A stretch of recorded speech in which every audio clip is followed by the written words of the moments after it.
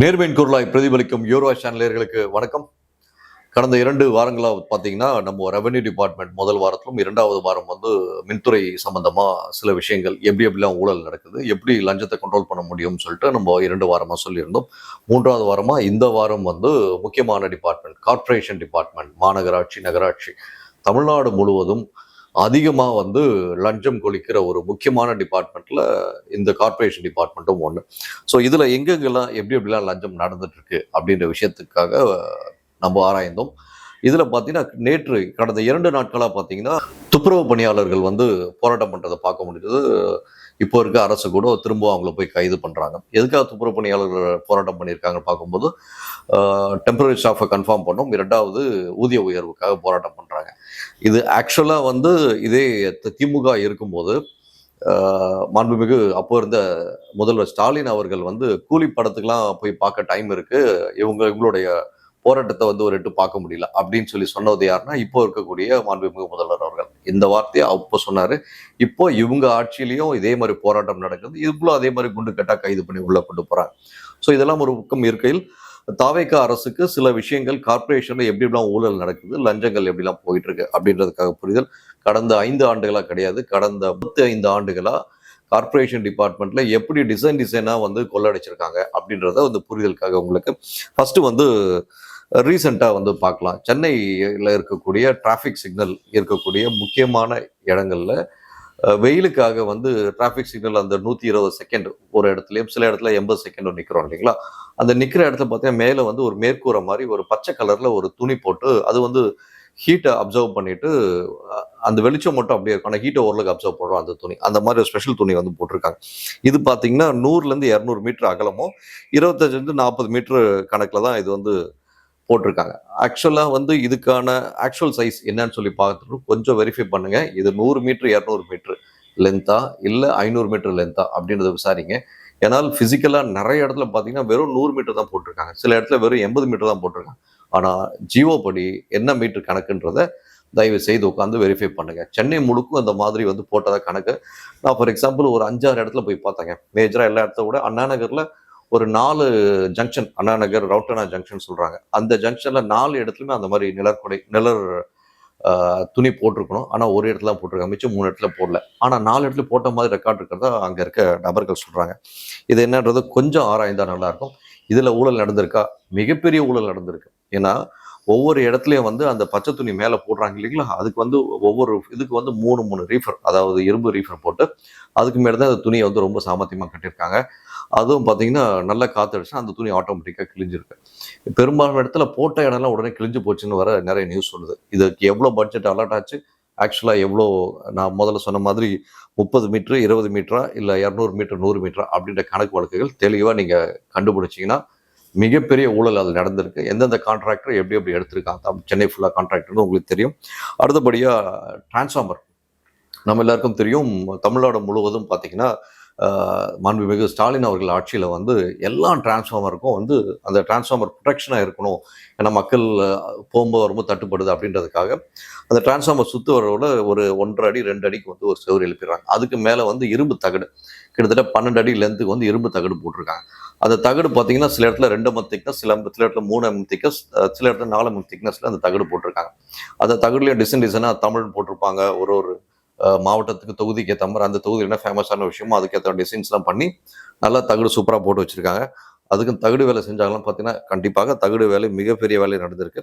இதில் அப்ராக்சிமேட்டாக கவுண்ட் பார்க்கும்போது அந்த 12 அடி சுற்றளவு நம்ம சொல்கிறோம் இல்லைங்களா, 15 அடியாக கூட வச்சுக்கலாம். இதெல்லாம் வச்சு கால்குலேட் பண்ணும்போது அப்ராக்சிமேட்டாக அந்த தகடுக்கு மட்டுமே ஆகக்கூடிய செலவு 20,000 ரூபாய். இதில் அந்த கட்டிங் ஆகட்டும், ட்ரில்லிங் ஆகட்டும், ஷேப் பண்ணுறதாகட்டும், டிசைன் ஆகட்டும், பெயிண்டிங் ஆகட்டும், எல்லாத்தையும் சேர்த்து 20,000 ரூபாய். அது போக அந்த நான் சொன்னேன் இல்லைங்களா, அந்த சுற்றளவு ஒரு 1.5 அடி 2 அடிக்கு செவரு எழுப்பிட்டு அது மேலே தான் தகடு ஷீட்டை போடுறாங்கன்னு சொல்லிட்டு அதுக்கு ஆகக்கூடிய அப்ராக்சிமேட் செலவும் 20,000 ரூபாய் அப்ராக்சிமேட் ஆகுது.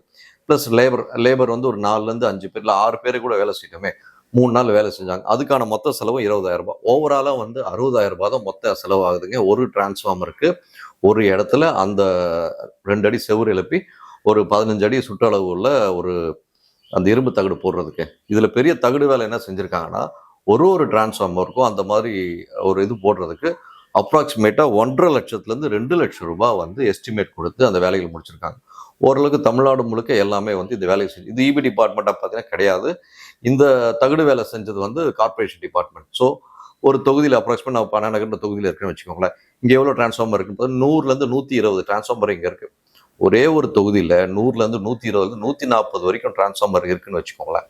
அப்போ 234 தொகுதிக்கு எவ்வளோ டிரான்ஸ்ஃபார்மர் இருக்கும்? ஒரு டிரான்ஸ்ஃபார்மர் சுற்றளவுக்கு இந்த 1.5 லட்சம்லேருந்து 2 லட்சம் ரூபாய் வரைக்கும் எஸ்டிமேட்னா 234 தொகுதி இன்ட்டு 100 140 டிரான்ஸ்ஃபார்மருக்கு எவ்வளோ ஆட்டையை போட்டிருக்காங்கன்ற கணக்கை வந்து தயவுசெய்து இப்போ இருக்கக்கூடிய அரசு கார்பரேஷனில் கொஞ்சம் வெரிஃபை பண்ணுங்கள். பொதுமக்கள் உங்களோட கவனத்திற்காக யாராச்சும் டைம் கிடச்சிதுன்னா, நாட்டு மேலே ரொம்ப பட்டு இருந்ததுன்னா, உங்களுக்கு உண்மையில ஊழல் ஒழிக்கணும்னு நினச்சிங்கன்னா ஒரே ஒரு ஆர்டிஐ போடுங்க. உங்கள் தொகுதியில் இந்த டிரான்ஸ்ஃபார்மர் இந்த சுற்றளவு இரும்பு தகடு கட்டுறதுக்கு எவ்வளோ செலவாச்சுன்னு சொல்லி ஆர்டிஐ போடுங்க. அப்படி போட்டால் மட்டும்தான் உண்மை நிலவரம் என்னன்றது தெரியும் உங்களுக்கு. அதுக்கு அடுத்தபடியாக துப்புரவு பணியாளர்கள், நம்ம முதலே சொன்ன மாதிரி சென்னை மட்டும் நான் பேசிக்காக எடுத்து பேசுகிறேங்க. 1800 சொச்சம் பேர் தான் வந்து வேலை செய்கிறதா, ஃபிசிக்கலாக வேலை செய்கிறது மாதிரி நியூஸ். இதெல்லாம் இந்த நியூஸ் எப்படி கிடச்சுன்னு பார்த்தீங்கன்னா, 2 நாட்கள் முன்பு அந்த துப்புரவு பணியாளர்கள் போராட்டம் பண்ணும்போது அங்கே இருக்க நபர்கள் மூலமாக சில விஷயங்கள் நமக்கு எடுக்க முடிஞ்சது.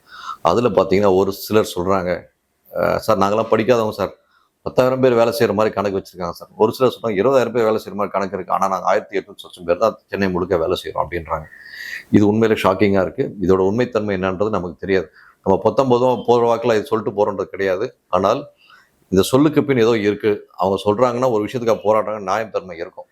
அவங்க ஊதியம் ரிவைஸ் பண்ணணும், டெம்பரரி ஸ்டாஃபை கன்ஃபார்ம் பண்ணுன்ற விஷயத்தில் அவங்களுக்கான ஒரு உழைப்புக்காக போராடுறாங்க. அது மேலே கண்டிப்பாக வந்து நம்ம மதிக்கணும். ஏன்னா மாண்புமிகு இப்போதைக்கு முதல்வர் முன்னாள் கட்சி ஆரம்பித்த புதுசில் அந்த துப்புரவு பணியாளருக்காக அவ்வளோ பேசினார். அது உண்மையிலே அவர் பேசுறது உண்மைனா, இவங்ககிட்ட என்ன விஷயம் லேக் இருக்குன்றது கரெக்டாக கண்டுபிடிச்சி கார்பரேஷனில் இந்த டிபார்ட்மெண்ட்டில் என்ன நடக்குதுன்னு சொல்லி விசாரிங்க. இதில் போகிற போக்கில் நானும் ஒரு விஷயம் சொல்லணும்னு நினைக்கிறேன். கே நேருக்கும் சேகர்பாபு அவர்களுக்கும் ஏதோ ஸ்லைட் ஆஃப் மிஸ் அண்டர்ஸ்டாண்டிங் ஆயிடுச்சு லாஸ்ட் டைம் இந்த விஷயத்துக்காக. அது என்னன்றதை கொஞ்சம் ஆராய்ச்சிங்கன்னா நல்லாயிருக்கும். அடுத்தபடியாக 4வதாக வந்து குப்பை லாரி வந்து நம்ம எல்லாருக்கும் தெரியும். காலங்காலத்தில் நம்ம பள்ளிக்கூடம் கூட்டு போகிற நேரத்துலையோ இல்லை அலுவலகம் கிளம்பி போகிற நேரத்துல தான் வந்து குப்பை லாரி வந்து குப்பை அள்ளிட்டு போவோம். ஒரு இடத்துலையும் மாதம் ஒரு இடத்துல குப்பை கொட்டி வச்சுருப்பாங்க. அந்த குப்பையை அள்ளுறதுக்கு ஒரு பெரிய லாரி வரும். இந்த லாரி வந்து கான்ட்ராக்டில் தான் விட்டுருக்காங்க. ஸோ ஒரு மாவட்டத்துக்கு 5லேருந்து 6 லாரி கொடுக்கப்பட்டிருக்கு. ஸோ ஒரு லாரி அந்த டெம்பரரியில் கான்ட்ராக்சுவலில் கொடுத்துருக்காங்க. இந்த கான்ட்ராக்சுவல் ஒரு லாரிக்கு வந்து 1.5 கோடி ரூபாய் கான்ட்ராக்ட். ஸோ அவனோட வேலை என்னன்னா, ஒரு பர்டிகுலர் 4 தொகுதி, அந்த 4 தொகுதியில் மொத்தமாக போய் அந்த ஒரு லாரி மூலமாக போயிட்டு மொத்த குப்பையை கலெக்ட் பண்ணி கொண்டு போயிட்டு அந்த குப்பைக்கான குடோன் இருக்குல்லையா, வேளச்சேரியிலையும் இந்த பக்கம் மாதாவரத்துக்கிட்டையும் இந்த 2 இடத்துல ஸ்பிட்டப் பண்ணி போடுறதான் இவனோட வேலை. இதில் பார்த்தீங்கன்னா மாவட்டம் தமிழ்நாடு முழுக்க மொத்தம் 39 மாவட்டங்க. ஒரு மாவட்டத்துக்கு 5லேருந்து 6 லாரி கொடுத்துருக்காங்க. இந்த 5லேருந்து 6 லாரி வச்சுதான் இவங்க என்ன பண்ணோம், அந்த 6 லாரிக்கும் வந்து ஒரு லாரிக்கும் வந்து 4 லேபர்ஸ். எதுக்கு அந்த 4 லேபர்ஸ்னால், அந்த குப்பையை எடுத்து கரெக்டாக அந்த மிஷினில் ஃபோல்டு பண்ணி உள்ளே போட்டு அதை கொண்டு போய் அங்கே இது பண்ணி கரெக்டாக ஸ்பிட்டப் பண்ணி போடுறதா இவங்களோட அந்த 6 லேபரோட வேலை. இது எல்லாமே கான்ட்ராக்டில் போகுது. இந்த டெண்டர் யார் எடுத்திருக்கான்னு கொஞ்சம் ஆராய்ந்து பாருங்கள்.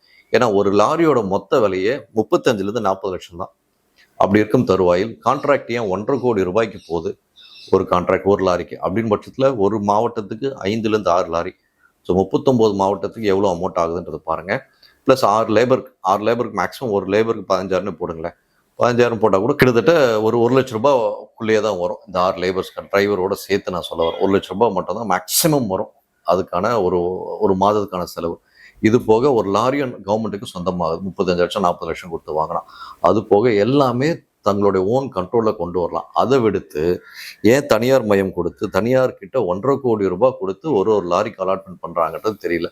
இந்த விஷயத்தை இப்போது ஆளும் கட்சியான தாவேகா இதை உட்காந்து கொஞ்சம் அனலைஸ் பண்ணிங்கன்னா மிகப்பெரிய ஊழல் கடந்த 30 ஆண்டுகளாக நடந்தது வெளியே வரும்.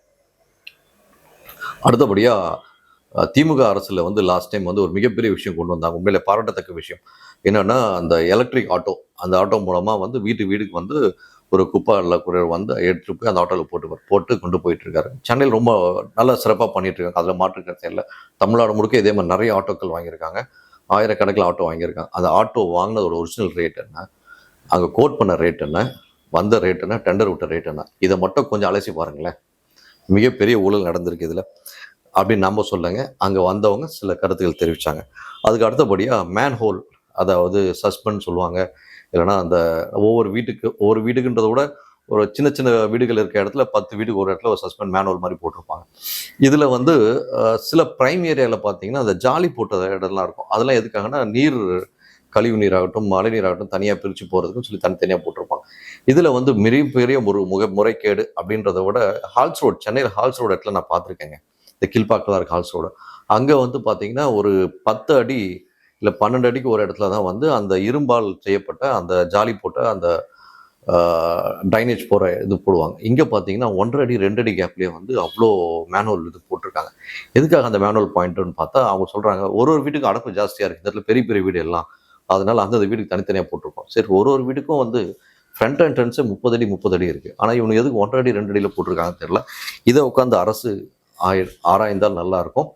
இது இங்கே மட்டும் இல்லை, தமிழ்நாடு முழுக்க பெரும்பான்மை இடத்துல இந்த விஷயம் நடந்துட்டுருக்கு. இதில் இன்னொரு பெரிய விஷயம் நம்ம கருத்தில் கொள்ள வேண்டும். ஒவ்வொரு ஆண்டும் இந்த மழை நீராகட்டும் ஏனைய கழிவுநீர் பிரிப்பதற்காக மிகப்பெரிய பட்ஜெட் ஒவ்வொரு ஆண்டும் அலர்ட் ஆகுது. அந்த பட்ஜெட் கரெக்டாக போய் சேருதா அப்படின்றத தயவு செய்து இப்போவாது மானிட்டர் பண்ணுங்க.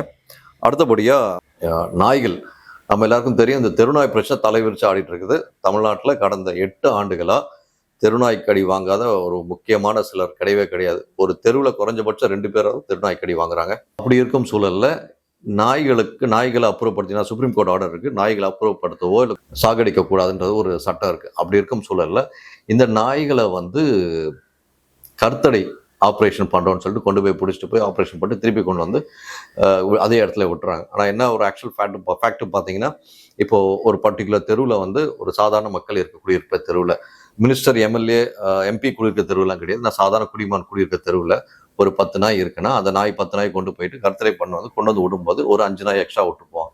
அந்த 5 நாய் எங்கேருந்து வருது பார்த்தீங்கன்னா, மினிஸ்டர் தெருவிலே எம்பி தெருவிலே எம்எல்ஏ தெருவில் இருந்ததுன்னா அந்த நாய் கொண்டு வந்து இங்கே விட்டு போயிடுவாங்க.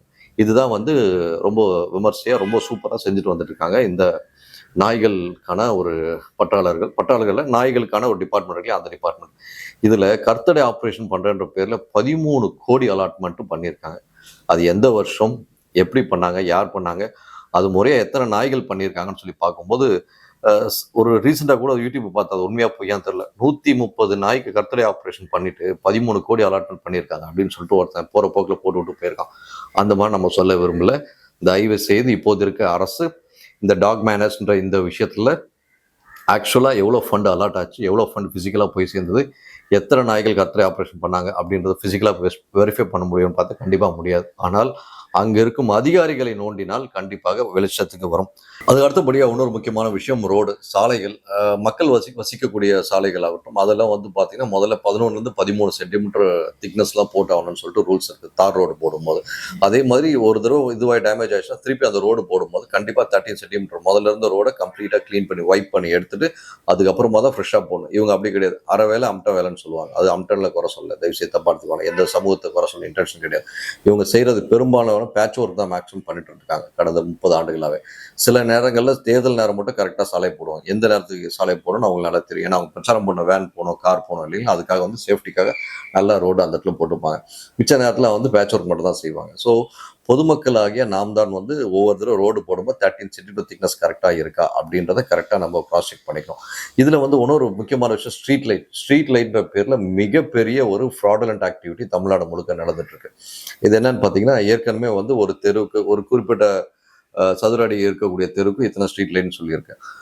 மேக்சிமம் வந்து ஒரு 1 இயர்லேருந்து 2 இயர் வரைக்கும் சில இதெல்லாம் தாங்குது.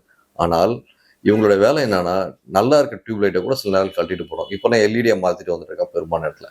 அந்த எல்இடியில் மிகப்பெரிய அளவுக்கு வேலைகள் நடந்து கொண்டு இருக்கிறது. இதை இப்போது இருக்கக்கூடிய அரசு கருத்தில் கொள்ள வேண்டும் என்று கேட்டுக்கொள்கிறேன். அடுத்தபடியாக மிகப்பெரிய ஊழல் கார்பரேஷன் பொறுத்த வரைக்கும் செய்யறது எங்கே பார்த்தீங்கன்னா, நம்ம பயன்படுத்தக்கூடிய தூய தமிழில் சொல்கிறத விட தமிழ்நாட்டு சென்னை தமிழில் சொன்னால் கக்கூஸ். இந்த கக்கூஸில் தான் வந்து கடந்த 30 ஆண்டுகளாக மிகப்பெரிய ஊழல் செஞ்சுருக்காங்க நம்ம 2 திராவிட கட்சிகளும் போட்டி போட்டு. அதை உட்காந்து ஊழல் பண்ணாங்களா இல்லையான்றது தயவுசெய்து இப்போ இருக்க அரசு கண்டுபிடிக்க பார்க்கலாம். ஓப்பன் சேலஞ்ச் சார், தமிழ்நாடு முழுக்க இல்லை, இப்போ சென்னையில் ஃபார் எக்ஸாம்பிள் வந்து ஒரு 300-350 இடத்துல பொது கழிவறை இருக்குது. அந்த 300-350 இடத்துல இருக்க அந்த கழிவறைக்கு ஒரு டெண்டர் போட்டிருக்காங்க. ஒரு நாளுக்கு அந்த கழிவறை கழுவுறதுக்கு 200 ரூபான்னு சொல்லி அப்ராக்சிமேட்டாக ஃபிக்ஸ் பண்ணுங்களேன். ஸோ 300 கழிவறை இல்லை 350 கழிவறை இன்ட்டு 200 ரூபா. அது ஃபிசிக்கலாக போய் பார்த்தீங்கன்னா, அந்த கழிவறை கழிவறைக்கான்னு போய் பார்த்தீங்கன்னா கடந்த 4 ஆண்டுகளாக போய் பாருங்கள், யாரையும் அங்கே இருப்பாங்கல்ல போய் கேட்டுப்போம். நான் போய் நம்ம ஃப்ளாஷ்பேக்கில் போய் பார்க்க முடியாது. பட் ஆனால் அங்கே இருக்கவங்களை போய் கேட்டால் தெளிவாக தெரியும். இந்த 300, 350 கழிவறை பொது கழிவறைகள் இப்போது எந்த நிலைமையில இருக்குது பார்த்தீங்கன்னா, அது பாதிக்கு மேலே வந்து செயல்படாமல் இருக்கு. மிச்சம் பாதியில் கொஞ்சம் வந்து அங்கே தனியாக ஒரு அந்த கட்சிக்கு ரெஃபரன்ஸ் உள்ள ஆட்கள்லாம் உட்கார வச்சு ₹5 ₹2 கலெக்ஷன் போட்டு அது அவங்களே வச்சு க்ளீன் பண்ணிட்டாங்க. க்ளீன் பண்ணிட்டு மெயின்டைன் பண்ணிட்டு இருக்காங்க ஒரு சிலர். ஒரு சில இடத்துல பார்த்தீங்கன்னா யாரும் கேட்பாரே கிடையாது. அந்த இடத்துல அப்படியே ரொம்ப அங்கே ஒரு கழிவறை இருக்குன்னு சொல்லிட்டு 1 கிலோமீட்டர் முன்னாடி நம்ம கண்டுபிடிச்சலாம். அந்த லெவலுக்கு ரொம்ப பக்கா நீட் அண்ட் கிளீனாக மெயின்டைன் பண்ணிட்டு இருக்காங்க அந்த கழிவறை. இப்போ இதுக்கு வருடம் டெண்டர் எடுத்தான் பார்த்தீங்களா ஒருத்தன். அவன் என்ன பண்ணியிருக்கான், 350 கழிவறைக்கும் தினந்தோறும் இவர் தான் ஆளை போட்டு க்ளீன் பண்ணுறாரு அப்படின்னு சொல்லிட்டு டெண்டர் எடுத்து பண்ணியிருக்கான். உருப்படியாக எந்த வேலையும் செய்யலை. அதேமாதிரி நம்ம ஒரு டிராஃபிக் சிக்னலையும் பார்த்துருக்கோம். நல்லா சிக்னல் பக்கத்தில் அந்த பிளாஸ்டிக் இதில் வந்து ஒரு பூச்செடி வச்சு ரொம்ப டிசைனாக வந்து எல்லா இடத்துலையும் ரொம்ப 2021 இவங்க ஆட்சிக்கு வந்த உடனே அவ்வளோ சிறப்பாக நிறைய விஷயங்கள் பண்ணியிருந்தாங்க. ரொம்ப சந்தோஷமா இருந்தது. 2021, 22 ஆகஸ்ட், செப்டம்பர் மாதம் வரைக்கும் தான் அந்த பிளாஸ்டிக் ட்ரேல அந்த செடியானது நல்லா இருந்தது. அது ஓவர் த பீரியட் நல்லா இன்னும் நல்லா செழிப்பாக ரொம்ப சூப்பராக இருக்கும் நம்ம எதிர்பார்த்தோம். 2022 ஆகஸ்டோடு முடிஞ்சிருச்சு. இன்னைக்கு 2026 அதே ஆகஸ்ட் மாதம் தான் இருக்கும். இந்த 4 ஆண்டுகளாக 2021 இன்னி வரைக்கும் அதுக்கான டெண்டர் யார் எடுத்தா, அந்த வேலைகள்லாம் முறையாக நடந்திருக்கா, இல்லை அதில் என்ன பிரச்சனை ஆச்சுன்றதை கொஞ்சம் ஆராய்ஞ்சு பாருங்க. இதில் மிகப்பெரிய விஷயம் அடங்கியிருக்கு. இது போக தமிழகத்தில் இருக்கக்கூடிய ஒவ்வொரு அரசு அலுவலகம், தமிழக அரசு அலுவலகம் முக்கியமாக, மத்திய அரசு அலுவலகத்தை பற்றி பேச முடியாது. ஏன்னா அவங்க டைரெக்டாக இங்கே இருக்கோம் டெண்டர் அப்ளை பண்ணாலும் கிடையாது. தமிழக அரசு அலுவலகம் பெரும்பாலான இடத்துல வந்து அதுக்கும் தனியாக டெண்டர் விடப்படுது. அங்கே இருக்கக்கூடிய அந்த பாத்ரூம் டாய்லெட் கிளீனிங் ஆகட்டும், ஆஃபீஸ் பாய் ஒர்க் ஆகட்டும், office boil maximum bathroom toilet இதுக்கு தனியாக டெண்டர் அப்ளை பண்ணி இவங்களே வந்து அந்த இடத்துல ஆளுங்க போட்டு க்ளீன் பண்ணுற மாதிரி அதுக்கு தனியாக ஒரு கான்ட்ராக்டர் எடுத்து பண்ணிட்டு இருக்காரு. இதில் ஆச்சரியம் என்னன்னா, உள்ளபடியே பெரும்பான்மையான அரசு அலுவலகங்களில் இவங்க அலாட் பண்ண ஆள் கிடையவே கிடையாது. அந்த அரசு அலுவலகம் அங்கே இருக்க டிபார்ட்மெண்ட் ஸ்டாஃப்ஸே, கவர்மெண்ட் ஸ்டாஃப்ஸே என்ன பண்ணுறாங்க, இது எவனோ எடுத்து போயிட்டா கொண்டா நம்ம எதனா ஆளை பார்த்து நம்மளே போட்டுக்கலாம்னு சொல்லிட்டு அவங்க ஒரு 10,000 8,000 சம்பளத்தில் தனியாகவே அவங்க ஒரு ஆள் அலாட் வச்சுட்டு அவங்க தான் பாத்ரூம் டாய்லெட் க்ளீன் பண்ணிட்டு இருக்காங்க. ஆனால் தமிழ்நாட்டில் மொத்தம் எத்தனை தமிழக அரசு அலுவலகம் இருக்குன்றது செக் பண்ணி அப்ராக்சிமேட்டாக பாருங்கள். குறைஞ்சபட்சம் 42,000 அலுவலகம் மேலே இருக்கும் அப்ராக்சிமேட்டாக அரசு அலுவலகம். ஸோ இது ஒவ்வொரு மாவட்டம் வாரியாக பிரித்தா எத்தனை பேர் அந்த கான்ட்ராக்ட் எடுத்திருக்கான், அந்த டெண்டர் எடுத்திருக்கான்றதை செக் பண்ணுங்கள். உள்ளபடியே ஏதாவது ஒரு இடத்துலையாவது இவங்க டெண்டர் எடுத்து வந்தால் வேலை செய்கிறானா அப்படின்னு சொல்லி செக் பண்ணி பார்த்து நீங்கள் ஃபீட்பேக் கொடுத்தீங்கன்னா கமெண்ட்டில் தாராளமாக போடுங்க. எவன் டெண்டர் எடுத்தோன்னு அவன் தான் இன்னி வரைக்கும் இந்த கவர்மெண்ட் ஆஃபீஸை க்ளீனிங் பண்ணுறான், பாத்ரூம் டாய்லெட் க்ளீன் பண்ணுறான்னு சொல்லி சொன்னீங்கன்னா ரொம்ப சந்தோஷப்படும். ஏனென்றால் தமிழ்நாட்டில் இந்த இடத்துல மிகப்பெரிய ஊழல் இன்னும் வரைக்கும் நடந்து கொண்டு இருக்கிறது. இது தொடர்கதையாக இல்லாமல் அரசு பார்த்துக்கொள்ள வேண்டும். இதில் கிட்டத்தட்ட ஒரு 13 இடத்துல மொத்தமாக கார்பரேஷனில் 14 டிபார்ட்மெண்ட் இருக்குது. கார்பரேஷன் உள்ளே அந்த டிபார்ட்மெண்ட்டில் நம்ம அப்ராக்சிமேட்டாக 13 இடத்துல நடக்கக்கூடிய ஊழல்கள், லஞ்ச லாவணத்தை பற்றி இங்கே சொல்லியிருக்கோம். தாவேக அரசு இந்த விஷயத்தை தயவு செய்து கருத்தில் கொண்டு 19 எந்த விஷயத்த சொல்லிட்டு போல தயவு செய்து சொன்ன விஷயங்களை கொஞ்சம் ஆராய்ந்து பாருங்க. உங்களுக்கு மிகப்பெரிய ஒரு ஷாக்கிங் நியூஸ் வந்துட்டு இருக்கு கண்டிப்பா. ஏன்னா இந்த அத்தனை 13 டிபார்ட்மெண்ட்ல நான் சொல்லக்கூடிய விஷயங்கள் நடந்து கொண்டுதான் இருக்கிறது. நீங்க ஆட்சிக்கு வந்து 100 நாள் மேல கடந்துட்டீங்க. ஆனாலும் இன்று வரை அந்த ஊழல், லஞ்சம், லாவண்யம் நடந்து கொண்டுதான் இருக்கிறது.